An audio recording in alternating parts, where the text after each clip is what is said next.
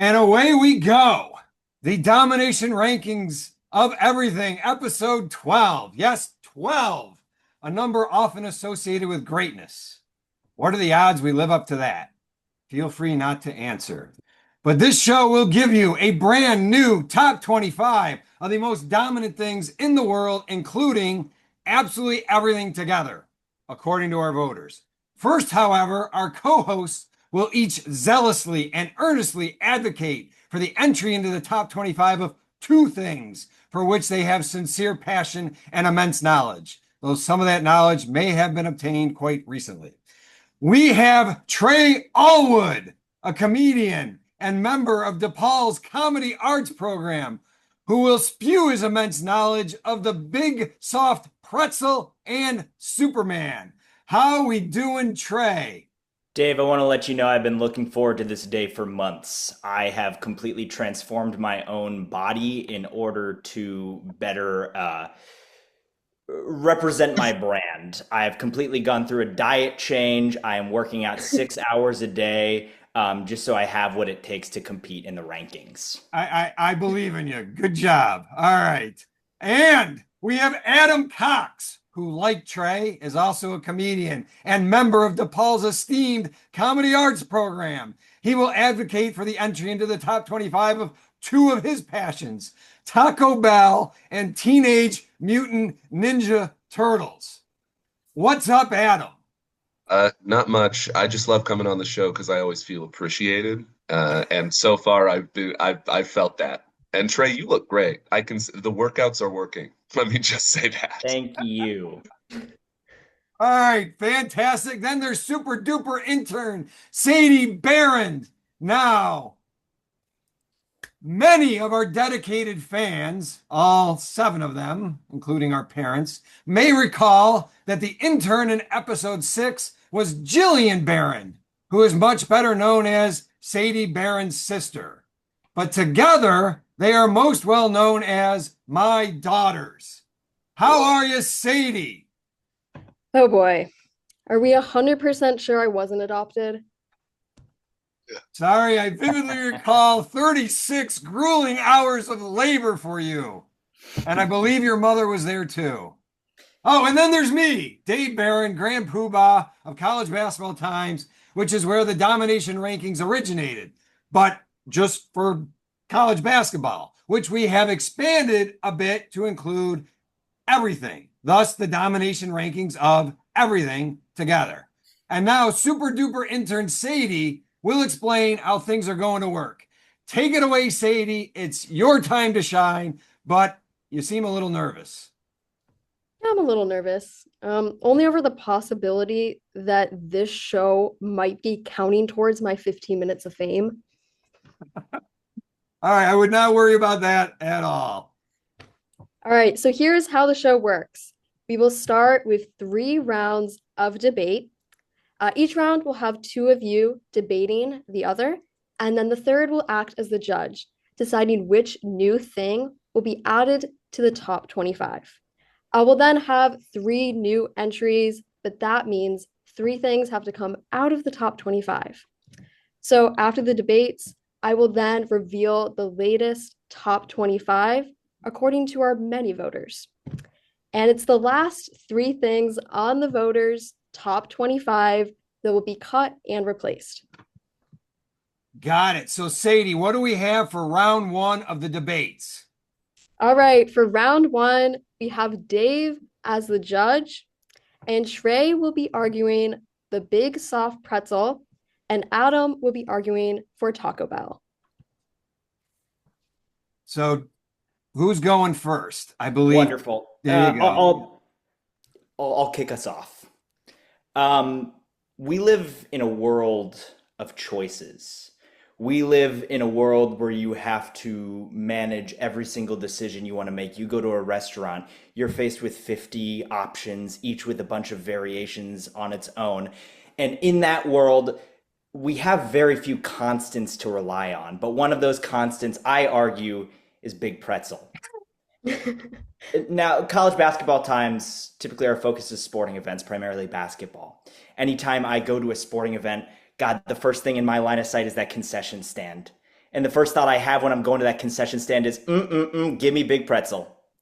Give me big pretzel. And if I go to that concession stand and they have no big pretzel, boy, oh boy, my disappointment is quite frankly crushing. If I am not greeted with big pretzel at concession stand, I am tempted to leave, to go without concession for the end of the basketball game, perhaps starving to death. So, which is why I would like to nominate Big Pretzel as a contender for the list. Got it. You make some good points there, Trey. But let me take you all back to a time when everything was awesome and the way it should be. Okay, back when fast food was cheap. We're in a time today where you can go to McDonald's and spend $20 for a meal. No, no. What are you talking about? What are you talking about? There's one restaurant that keeps the greatness of fast food alive through its cheapness, and that is Taco Bell. Let me tell you about Taco Bell's fast food rewards system. Okay, there is not a single restaurant with a better rewards program than Taco Bell. Every $25 you spend, you get a free item. Now that might sound crazy, but consider other restaurants' rewards programs. Okay, at McDonald's, you can unlock a low-tier item for $15. At first, that might sound like a better plan. Okay, but this low-tier item is a hash brown. For 10 more spent dollars, you get a full-size burritos. What other fast food franchise give deals even nearly as good as Taco Bell? Not one. Okay, not one. That's why it should be on the list. Adam, when you say fast food, are you describing the amount of time it takes for Taco Bell to go into your body and then out? When I Because talk here's my about problem with Taco Bell. I think it's good. I think it's tasty, but is it worth the after effects that it wreaks on my body? Listen, I am going to use two other examples on this list real quick. A good bowel movement is high up on the domination rankings of everything. What happens after Taco Bell could not be described as good. Another one, Jesus Christ. For someone suffering a crisis of religion, Taco Bell will quickly and swiftly remind them that there is a God and he is vengeful and angry. Uh, you bring up good points, Trey. Now, I'll be honest. Everybody has had their bout with a bad bowel movement from Taco Bell. But you know what I'll say about that? You know what I'll say about that? Everybody likes a good clean out. Okay? Every single person likes a good clean out. And you know what else I'll say? You know what else I'll say? I'll say God likes Taco Bell the best because they use meat from cows who have lived a long and happy life. Taco Bell is known as the restaurant that is the least problematic when it comes to how it sources its meats. Yeah, well, let's see what the judge has to say. All Okay. right, let me tell you here. The Big Pretzel is the most popular street food. Impressive, but not believable. For to be made correctly, it needs an alkaline bath. And Fat Louie in Times Square ain't taking no time preparing no bath for no pretzel. Good chance he's not even bathing himself. Taco Bell, however, you walk in and the grease is actually palpable. You can literally feel how unhealthy the food is. The only difference between that place and McDonald's is when I go to McDonald's, I don't have to ask, what the hell is a chalupa? This month at Taco Bell, 100 dead cats were found in a U-Haul. Dear Lord, they're shipping them in. But I think it's great marketing as it ends the rumors they are serving dog meat. So to me, it comes down to this. As opposed to Taco Bell, a big pretzel is very easily shareable. And why the hell do I want to give my food away? As a Chihuahua once said, yo quiero Taco Bell. Taco Bell wins. Yes. All right, we are on to round two. Sadie, what do we got? All right, in round two, our judge is Trey. We have Adam arguing for Teenage Mutant Ninja Turtles and Dave arguing for Niagara Falls. So let's, Adam's kicking off. All right. Listen, Teenage Mutant Ninja Turtles. They are a success in almost every medium that has been produced for them. Movies, the Turtles have banger after banger. Okay? Movies, amazing movies. Comics, so many, I can't even keep up. Toys, oh yeah, oh yeah. The Teenage Mutant Ninja Turtles have made billions in all of their endeavors and still have held on to their charm. What other iconic intellectual property has that? Transformers? Terrible movies, Trey. Okay? Uh, Star Wars? Hit or miss. Everybody knows that. All right? Harry Potter? Extremely problematic. All right? While TMNT might not be spoken about as much as other properties, they have lasted longer and stayed in everybody's minds long enough to make this list. And that's what I have to say. That's why TMNT All right. should be put in the top 25. When I saw the Niagara Falls many years ago, I thought, wow, I really need to pee. But the reason I went to Niagara was actually to work with some guy named John Stewart. Yep, me and some guy named John Stewart. So the takeaway is go to Niagara Falls. There's a 50% chance you'll become famous. While there, I met a woman who came to the show, with me and some guy named John Stewart. And then I went back to the falls with her. She was overwhelmed, completely wowed. So I'm thinking, I'm getting a little something, something. Turns out she just had to pee.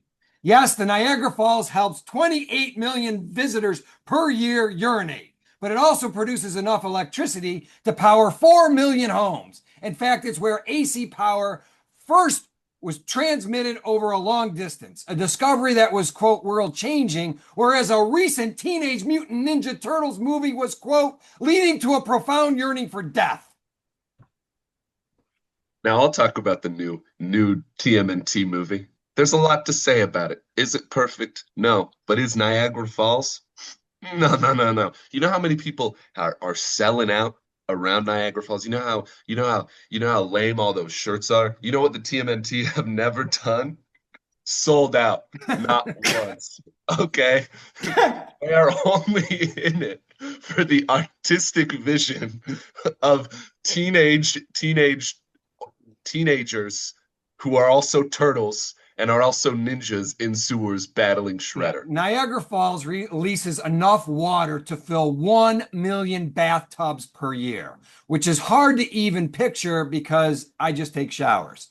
And it's the #1 most visited waterfall in the world, more than Victoria Falls, more than Angel Falls, and somehow more than the waterfall most people refer to as the toilet. I mean, I visit that thing at least 3 times a night. We're talking a lot about falls here, similar to the fall Shredder took off the building in the first comic series of the Teenage Mutant Ninja Turtles.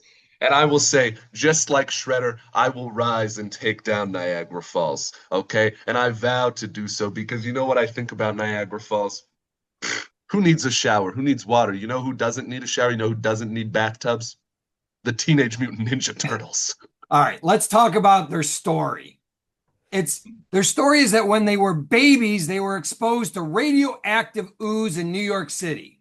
First of all, if there ever was a baby turtle in New York City, it would be immediately eaten by a rat.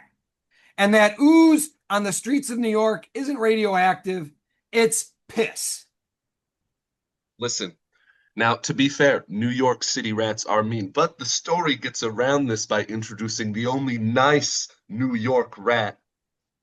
Their teacher, their leader is a rat, okay? And he takes them in, he cares for them, and teaches them how to fight, and teaches them how to use weapons so they can fight Shredder, all right? And if we're talking about piss, they're used to piss. They live in the sewers. I anticipated you were going to try to hit me with something legit, like, people jumping to their deaths at Niagara Falls, which actually is overblown. Most of those took place because that song by TLC hadn't come out yet. Don't go chasing waterfalls. I'll sing the whole thing if you'd like. But the others were clearly cover-ups. And what are you going to tell me, that Epstein jumped as well? Listen, although we all agree that those files should be out, I will say that the TMNT have never lied. They have never lied to me. They have never lied to their audience. And I think that's what we should think about in this argument. All right, here's do we trust the government? Go ahead, finish Do we up. Do we trust the government? No, but do we trust Michelangelo, Donatello, Leonardo, and Raphael? Absolutely. All right, I'm Here going to is cut in the right there. I'm damage going to cut in right there to All make right, my go ahead. Go deliberations. ahead. Order in my court. Thank you very much. Adam, I think it's an interesting argument tactic to go in and personally insult the Transformers, a franchise that means a lot to the person who's judging and making all of the deliberations here. And while that initially tempted me to perhaps jump off of Niagara Falls. A fall which was survived by a dog, by the way. There was a dog that fell off of Niagara Falls and survived. Um, I do have a deep love in my heart for the Teenage Mutant Ninja Turtles franchise, although it's also interesting that you bring up all of the movies are bangers, because I'm looking at 2014's Teenage Mutant Ninja Turtles, directed by Michael Bay. I'm looking at it right now on my iPhone, and the Rotten Tomato score is 21%. That's not even a quarter of the full meter. So I think there's a little bit of dishonesty in it. But I'm willing to overlook that because Michael Bay, the director, also tarnished the Transformers legacy, and maybe he's the real villain here. So I think in the end, I will have to go with Teenage Mutant Ninja Turtles because it's very near and dear to my heart. All And right. So the I've never been to Turtles Niagara win. Falls. That is devastating and wholly illogical. But we go on to the next round. What do we got, Sadie? All right, I just gotta say that for a man who claims to love Niagara Falls, I would like it to be known that my father has never once brought me to Niagara Falls. I have seen a lot of photos of him there, and it looked like he had a lovely time. There you go. All right. Now, round three, our judge is Adam, and Dave is arguing for TikTok. We have Trey arguing for Superman. All right. So the other day, I'm having a meltdown, which, yeah, hard to fathom. And then I noticed my daughter is recording my meltdown. Dad, I need it for TikTok. What does that even mean? It was then that I learned I love TikTok. And now I'm on TikTok voluntarily, revealing the domination rankings on my refrigerator. And people leave comments about the rankings like never rank again. But others, like Lucas, said, bro, this account is going places. Club Doobie wrote, fire, FYP, Paul. I understand none of that, but I've been told it's good. My favorite, however, is from someone called Gervangelix, who wrote, I love you so much, Big Daddy. Please keep posting this. Now, Adam, imagine the comments we'll get on TikTok if TikTok is on the list. Luca is right, bro.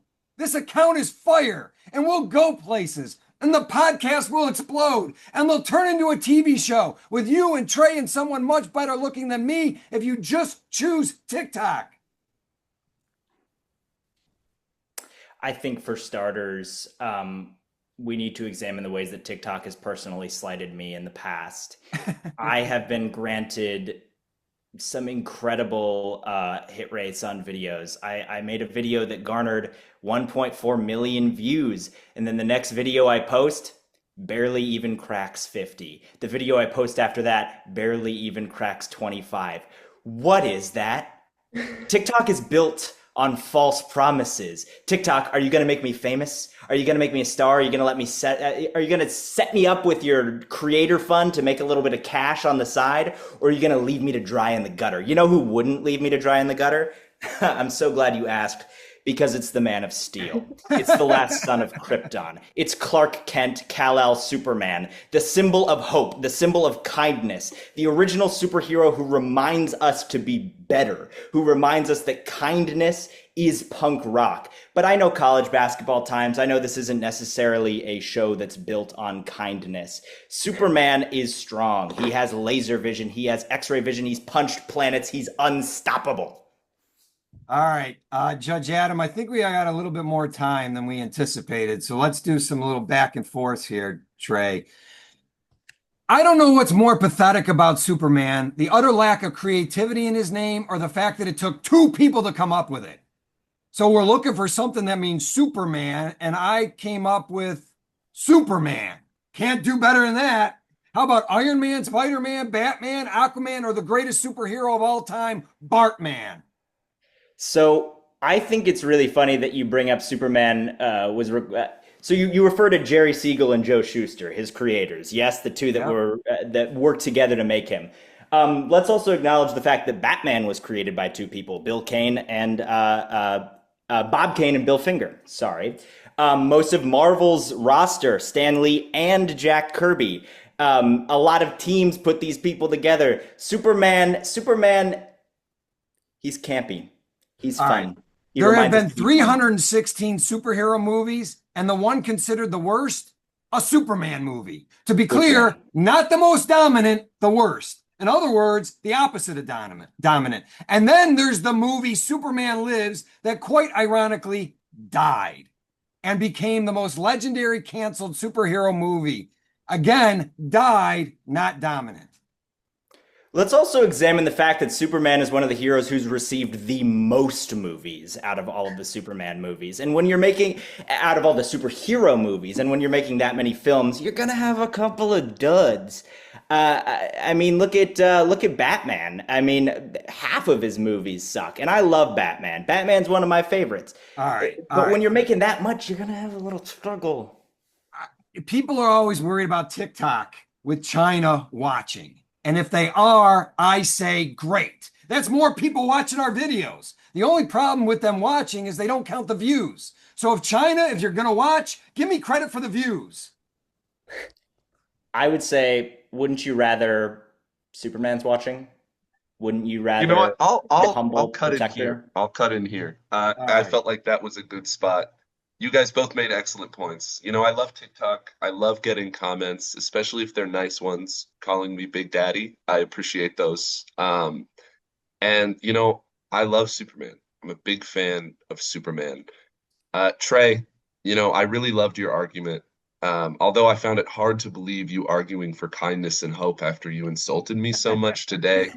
I do appreciate that maybe Superman might inspire you to, you know, turn around, you know, throw a compliment my way. You know, and when it comes to TikTok, let me tell you, I've been on there too long, you know? I just doom scroll and doom scroll and doom scroll. And if something can hold on to our attention for that long, is it not one of the greatest things ever? Right? But now getting into final decisions, while I do really, really, truly love TikTok and the community that's there, I think we should notice and identify that Superman has been around longer than TikTok, and it's still relevant, making millions in the box office as we speak. And therefore, I think Superman should be on the top Oh 25. my God. This is two horrible decisions. All right, we're on to the top 25. According to our voters, with some tweaks from our co-hosts. Sadie, you now have a second time to shine. Here we go. All right, I just gotta say, I am a little surprised TikTok didn't win. I mean, it has the power to completely destroy one man's life. And I'm not talking about the guy from the Coldplay Affair video. I'm talking about my father. That's wonderful. All right, here we go. Number 25. So number 25 was our winner from round one. Taco Bell is replacing childbirth. I'm feeling good about that because honestly, I don't even know how childbirth happens. I don't, but I know Taco Bell. All right, keep it going, Sadie. So now number 24 is our winner from round two. Teenage Mutant Ninja Turtles is replacing New York City. All right. And number 23 is our winner from round three, and that is Superman replacing beer. Number 22 is The Simpsons. Now, The Simpsons. A lot can be said about The Simpsons. I say it goes up two places because, frankly, The Simpsons is being adapted by Christopher Nolan. His new movie, based off of the season one, episode three Simpsons episode, Homer's Odyssey. Big news right now. Big news right now. Homer, Marge, Bart, Lisa, Maggie. Need I say more? All right. Number 21 is eggs. Number 20 is cereal. And number 19 is Elvis. All right. I could not let the king fall out of the top 20 because Elvis week is coming up. I actually went to Graceland once and I could not get in. Why? Elvis hadn't died yet. Yeah, that's how old I am. Number 18 is Minecraft. Number 17 is bachelor parties. Number 16 is ESPN. Number 15 is Spotify. I'm actually moving Spotify down one. This week they announced Autobooks Plus, which costs an extra $10 a month. Or you could just buy a real book. At least it won't cut to mid-paragraph to an advertisement from BetterHelp Therapy. Number 14 is Joey Chestnut. Number 13 is a good bowel movement. Number 12 is TV. And number 11 is pizza. Now, I love pizza, but I think we got to move it down a little bit. And that is personally, because I had a pizza that was okay the other day, and then it gave me a lot of bad stomach issues. And so I kind of feel personally slighted by that. And this is sort of an act of revenge. All right. Number 10 is Caitlin Clark. Number 9 is air conditioning, which I'm moving down 3 because this past week, a New Orleans coroner had to pause autopsies after the AC went out. If I were the coroner, I'd rather be one of the dead bodies. I mean, what happens when he comes back and discovers that all the causes of death are now heat stroke? Number 8 is sleep. Number 7 is sex. Number 6 is Jesus. Yeah, I thought he might be a little higher because of Christmas in July, which, by the way, I despise. Why? It means my wife wants to watch those piece of crap Hallmark Christmas movies in the middle of July. And I can't even claim there's football or college hoops on. Now, number 5 is summertime. Number 4 is Instagram. And number 3 is deodorant. Yeah, you know what? Honestly, after going to Comic-Con, I can say you really don't know what you have until it's not there. And so, you know, I have a new appreciation for deodorant, but I will say it's a little high on this list. It's a little high. Number 2 is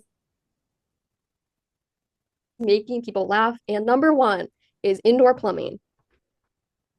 I think I know how this moved up from number 3. Last week, a TikTok follower named Chris left a comment saying, quote, "As a plumber, I feel seen."